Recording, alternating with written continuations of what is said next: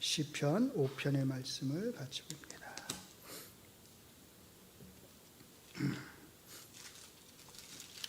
구약 성경 806면 806년 806년 시편 5편 1절부터 12절까지 하나님 말씀을 같이 읽겠습니다. 시작.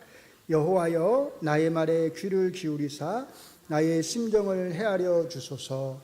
나의 왕 나의 하나님이여 내가 부르짖는 소리를 들으소서. 내가 주께 기도하나이다.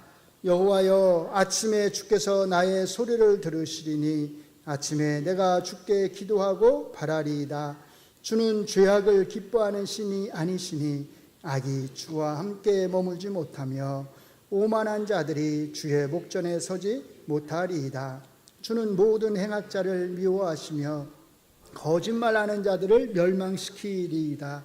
여호와께서는 피 흘리기를 즐기는 자와 속이는 자를 싫어하시나이다. 오직 나는 주의 풍성한 사랑을 힘입어 주의 집에 들어가 주를 경외함으로 성전을 향하여 예배하리이다. 여호와여 나의 원수들로 말미암아 주의 의로 나를 인도하시고 주의 길을 내 목전에 곧게 하소서. 그들의 입에 신실함이 없고 그들의 심중이 심히 악하며 그들의 목구멍은 열린 무덤 같고 그들의 혀로는 아첨하나이다.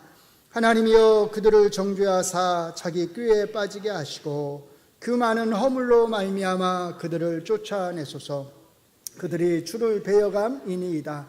그러나 주께 피하는 모든 사람은 다 기뻐하며 주의 보호로 말미암아 영원히 기뻐하고 주의 이름을 사랑하는 자들은 주를 즐거워하리이다.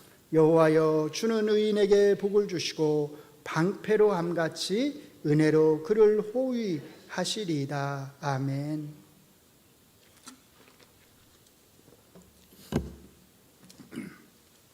저희가 지난번에 시편 4편을 살펴봤는데 오늘은 이어서 시편 5편의 말씀을 함께 살펴보겠습니다. 시편 5편도 앞에 나오는 시편 3편 그리고 시편 4편과 함께 간구를 나타내는 시로 분류가 됩니다. 그런데 잘 비교해 보시면 아시겠지만 시편 3편과 시편 4편에 비해서 오늘 우리가 읽은 이 시편 5편은 그 간구의 내용이 사실은 명확하지 않은 것을 알 수 있습니다. 시편 3편과 4편에서는 시편 기자가 어떤 어려움에 처해 있는지가 비교적 명확합니다. 그리고 시편 기자를 대적하는 그 대적들, 원수들, 악인들의 모습이 명확하게 언급이 되어 있습니다. 그런데 상대적으로 오늘 시편 5편을 보시면 그 악인들의 모습, 그 원수들의 모습이 특정하게 묘사되기보다는 일반적인 악인의 모습으로 묘사가 되는 것을 알 수 있습니다. 자, 일단 제일 위에 표제를 보시면 이렇게 되어 있어요. 다윗의 시. 자, 그런데 이것은 원래 구약 성경에 들어있던 표제가 아니다라고 하는 것을 기억할 필요가 있습니다. 무슨 말이냐면 이 표제는 나중에 바벨론 포로 후에 이 시편을 모아서 편집하는 그 편집자들이 여기에 이 표제를 붙인 것입니다. 그러니까 다윗의 시로 표제가 붙어 있지만 이게 사실은 다윗이 지은 시는 아닐 수 있다는 뜻이에요. 왜 이것에 다윗의 시라고 이렇게 표제를 붙였는지는 우리가 정확하게 알 수 있는 길은 없습니다. 그러나 이 내용을 잘 보시면 사실상 이것을 다윗이 지었다고 하기는 좀 어려움이 있을 거예요. 그러나 사실 그게 그렇게 중요한 것은 아닙니다. 왜냐하면 이 시는 성전에서 하나님을 예배하는 자의 기쁨을 묘사하고 있고 그렇게 성전에서 하나님을 예배하는 자에게 베푸시는 하나님의 그 보호하심이 어떤 것인지를 우리에게 보여주고 있기 때문입니다. 이런 면에서 보면 이 시편은 시편 15편 또는 84편과 그 주제가 비슷하다고 할 수 있습니다.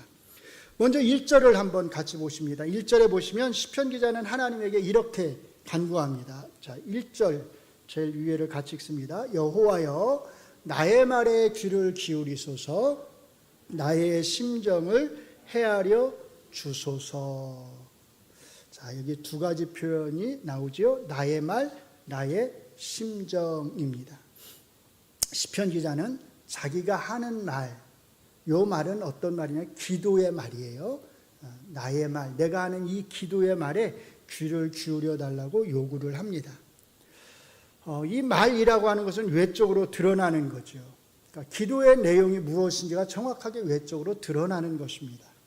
자, 그런데 그 다음에 말하는 나의 심정, 마음, 우리말로 이제 심정, 또 마음 이렇게 번역할 수 있는데 사실 이것은 이제 우리가 일반적으로 말하는 그 마음을 가리키는 것은 아니고 우리의 내면 가장 깊은 곳, 가장 그 안에 있는 곳을 사실은 가리키는 것입니다. 내 내면의 가장 깊은 곳, 그것을 심정 이렇게 우리말로 표현을 한 것이에요. 그러니까 시편 기자는 하나님이 어딜 헤아려 봐달라? 들여봐 달라? 내 존재의 가장 깊은 곳을 하나님이 들여봐 달라 이렇게 지금 사실은 기도하는 거예요. 내 가장 깊은 곳이 지금 어떤 상태인지를 하나님이 헤아려 주세요 이렇게 기도를 하는 것입니다. 자, 이렇게 놓고 보면 나의 말은 내 존재의 외적인 겉으로 드러나는 어떤 것을 나타내는 것이고 심정, 그것은 내 존재의 가장 깊은 곳에 있는 어떤 것, 내면의 모습을 사실은 가리키는 거죠. 그러니까 시편 기자는 동시에 가장 외적인 나의 말과 함께 가장 내면적인 내 심정을 헤아려 달라고 기도하는 것입니다. 내 존재 전체를 어떻게 보면 이런 식으로 표현을 하는 거죠.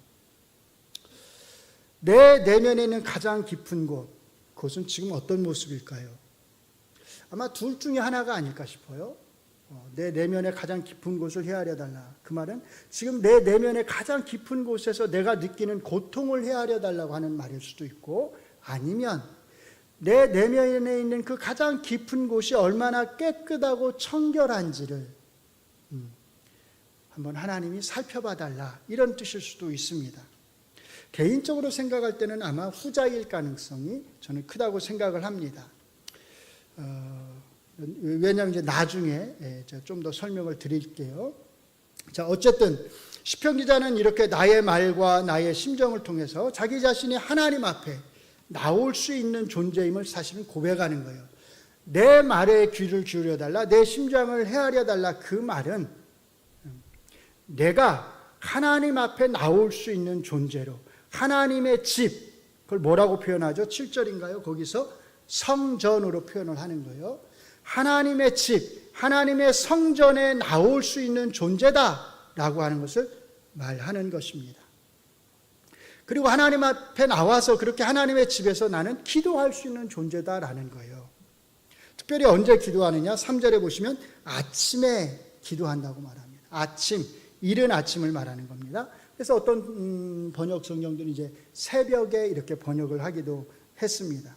아침이든 새벽이든 중요한 것은 일찍 하루의 그 첫 시간, 이른 시간에 하나님 앞에 나와서 기도할 수 있다는 것입니다. 아침에라고 하는 말이 2번 반복되고 있고 거기에 덧붙여서 내가 이렇게 아침에 하나님 앞에 나와서 하나님의 집에 와서 기도할 때 하나님이 나의 기도에 응답해 주시리라고 하는 확신이 이 시편 기자에게는 있습니다. 또 이 확신뿐만 아니라 이렇게 응답해 주실 것이다라고 하는 그 기대가 이 시편 기자에게는 있습니다. 바라리이다 그 말이 내가 하나님의 응답을 내가 기대합니다 그런 뜻입니다. 그러니까 시편 기자는 자신의 입술로 보나 아니면 자신의 내면적인 깊은 그 모습으로 보나 자기는 하나님의 집에 나올 수 있는 존재이고 하나님의 집에 나와서 그렇게 하나님 앞에 기도할 때 하나님의 응답을 기다릴 수 있는 존재다라고 하는 것을 사실은 말하는 것입니다. 자, 이것을 9절의 말씀과 한번 비교해 보시기 바랍니다. 9절의 말씀을 우리가 같이 한번 읽어보겠습니다. 시작. 그들의 입에 신실함이 없고 그들의 심중이 심히 악하며 그들의 목구멍은 열린 무덤 같고 그들의 혀로는 뭐 한다고요? 아첨하나이다. 누구하고 비교하는 거죠? 자기하고 비교하는 겁니다. 네 가지 모습으로 표현하잖아요. 그들의 입, 그들의 심중, 그들의 목구멍, 그들의 혀. 이게 악인의 모습입니다. 근데 잘 보시면 첫 번째와 두 번째 행은 1절하고 비교되는 것을 알 수 있습니다. 시편 기자는 나의 말을 하나님이 들으시리라고 말을 했는데 뭐라고 말해요? 그들의 입에는 뭐가 없어요? 신실함이 없습니다. 그들의 심중, 그들의 마음, 그들의 내면의 가장 깊은 곳은 어때요? 심히 악합니다. 그래서 제가 아까 그랬잖아요. 이 시편 기자의 나의 심중을 헤아려 달라고 했을 때 이 심중은 그 고통으로 차 있는 것을 가리킬 수도 있지만 그 심중은 깨끗함, 정결함을 가리키는 것일 가능성이 크다고요. 왜? 뭐하고 비교해서요? 이 악한 자들의 심중과 비교해서요. 악한 자들의 그 가장 깊은 내면은 뭘로 가득하냐면 악으로 가득합니다. 그것도 심히 악하다 이렇게 말합니다. 시편 기자와는 대조된다는 거죠. 비교됩니다.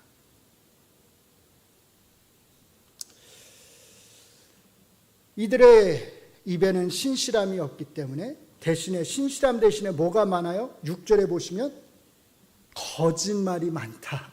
거짓말하는 입. 이들의 입은 거짓말로 가득 차 있다고 합니다. 자, 이 네 가지 표현, 이들의 입이 거짓으로 가득 차 있고 이들의 심중이 악하다고 하는 것, 이게 무슨 뜻일까요? 이들은 하나님 앞에 나올 수 없다는 뜻입니다.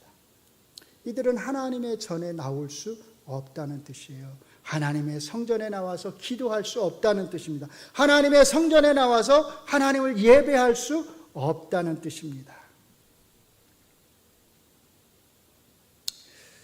시편 기자는 하나님 앞에 나와서 기도할 수 있다고 말합니다. 자기의 입술로 기도할 수 있다고 말을 합니다.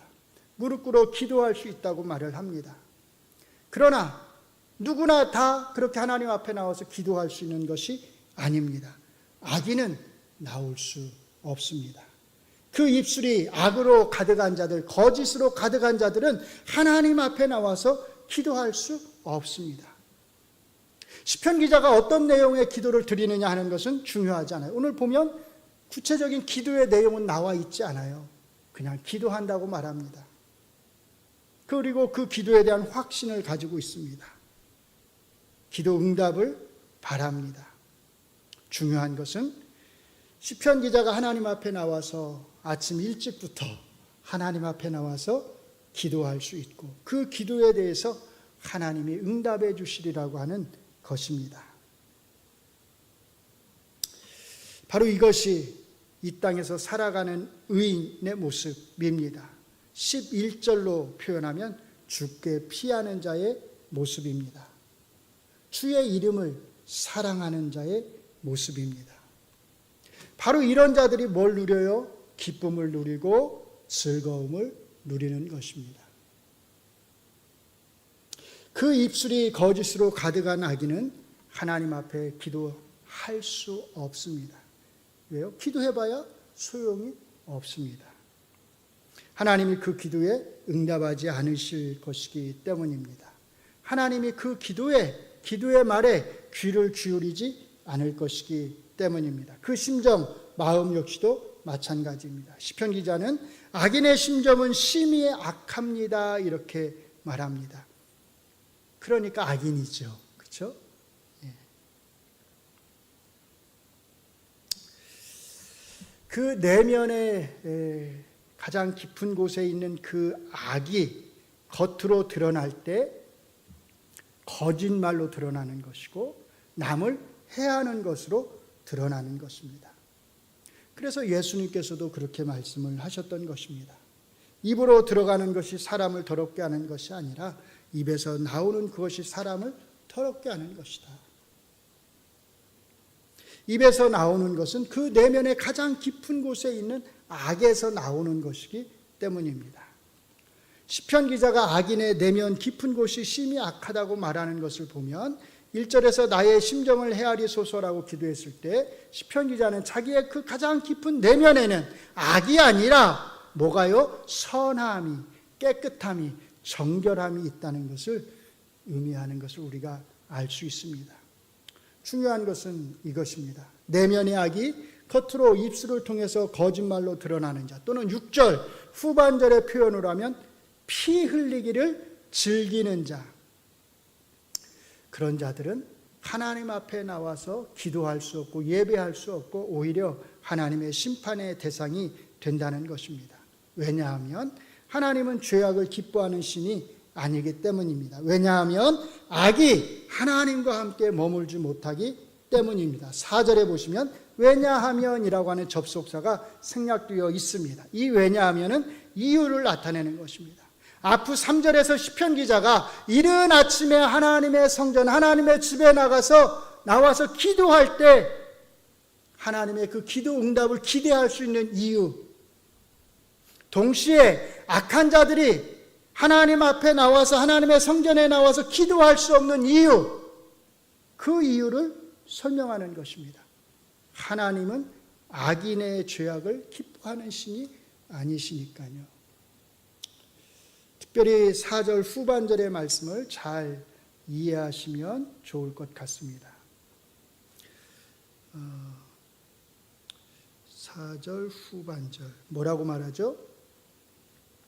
자, 거기 같이 보시면 악이 주와 함께 머물지 못한다 이렇게 말을 합니다. 자, 여기 머물다라고 하는 말은 히브리어로 구르입니다. 구르. 머물다, 체류하다, 일시적으로 잠시 머무는 것입니다. 손님이 방문을 하면 그 손님은 잠시 그 집에 머물다 가는 거죠. 마치 그런 의미입니다. 한번 이미지로 한번 여러분들이 이것을 상상해 보시기 바랍니다. 왜냐하면 시편 기자가 지금 악을 의인화하고 있기 때문에 마치 사람처럼 악이 하나님의 집을 방문합니다. 성전을 방문하는 거예요. 뭐 하려고요? 하나님과 함께 머물려고. 잠시 하나님의 집에 들르는 거예요. 하나님이 맞이할까요? 그 악을 맞이하지 않는다는 것입니다. 악이 하나님의 집, 하나님의 성전을 방문한다 하더라도 하나님은 그 악을 단 1초도 맞아들이지 않는다는 뜻이에요. 그 말은 뭐겠어요? 악인들이 하나님의 성전을 방문했을 때 하나님은 그 악인들을 하나님의 집 안으로 맞아들이지 않는다는 뜻입니다. 하나님이 그들과 교제하지 않는다는 뜻입니다. 그 입술에 거짓이 가득한 자들, 그 내면의 가장 깊은 곳에 심한 악이 있는 자들이 아무리 하나님의 성전을 들락날락 하더라도 사실은 그게 뭐예요? 그들은 하나님의 성전에 뭐만 더럽히는 거예요? 마당만 더럽히는 거예요. 하나님이 그래서 그렇게 말씀하지 않았습니까? 너희들이 아무리 많은 재물을 가지고 나한테 와봐야 다 뭐 하는 거다? 내 마당만 더럽힐 뿐이다. 천천의 수양을 가져와 봐라. 내가 너희를 만나주나. 만만의 강물 같은 제사를 드려봐라. 내가 그걸 받는지.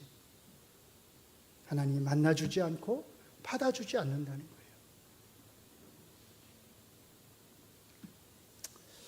시편 기자가 자기의 원수들이라고 말하는 이 악인들의 차이가 바로 여기에 있습니다. 시편 기자는요, 하나님의 집을 방문할 수 있습니다.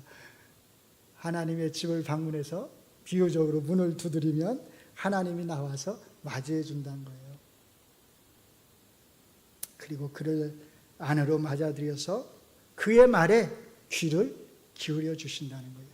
그가 하는 말에 하나님이 귀를 기울이신다는 겁니다. 다 들어주신다는 거예요. 그가 무슨 말을 하든 상관이 없습니다. 그의 내면 가장 깊은 곳을 헤아리시는 하나님께서 그가 하는 그 모든 기도들을 들어주신다는 것입니다. 그래서 7절에서 그렇게 말을 하는 것입니다. 오직 나는 주의 풍성한 사랑을 힘입어 어디에 들어가요? 주의 집에 들어가서 주를 경외함으로 성전을 향하여 예배하리이다.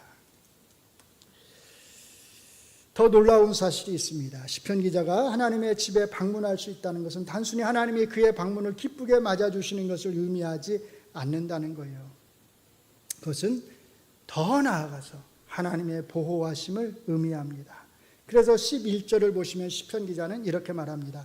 주께 피하는 모든 사람을 기쁘게 하소서. 당신의 보호를 그들 위에 펼치소서. 그것은 제가 NIV 영어 성경을 번역한 건데요. 이렇게 번역해놨어요. NIV 성경은 당신의 보호를 그들 위에 펼치소서. 이 표현이 중요한데요. 왜냐하면 이거는 문자 그대로 하면 이런 뜻이에요. 그들 위를 덮으소서. 덮다. 이게 어디서 온 표현이냐면 우리가 지난 8월 15일 날 레위기 성경 공부를 했습니다. 그렇죠? 그런데 언약궤 안에 뭐가 있죠? 십계명이 있죠. 언약궤 안에 십계명을 넣고 거기를 뚜껑을 닫았습니다. 그 덮개 그걸 뭐라고 그래요? 속죄소라고 그래요. 속죄소. 뚜껑 이름이 속죄소예요. 그런데 그 속죄소 덮개 뚜껑 위에 하나님이 뭘 만들도록 했냐면 천사를 만들도록 했습니다. 그룹 둘 천사를 그 위에 금으로 조각해서 만들고 한 조각으로 만들고 천사의 날개로 어떻게 하도록요? 그 덮개 언약궤의 덮개를 가리도록 하셨어요. 요겁니다. 이렇게 가리게 했다. 이게 그들을 덮는다고 할 때의 그 덮다, 가리다의 뜻이에요.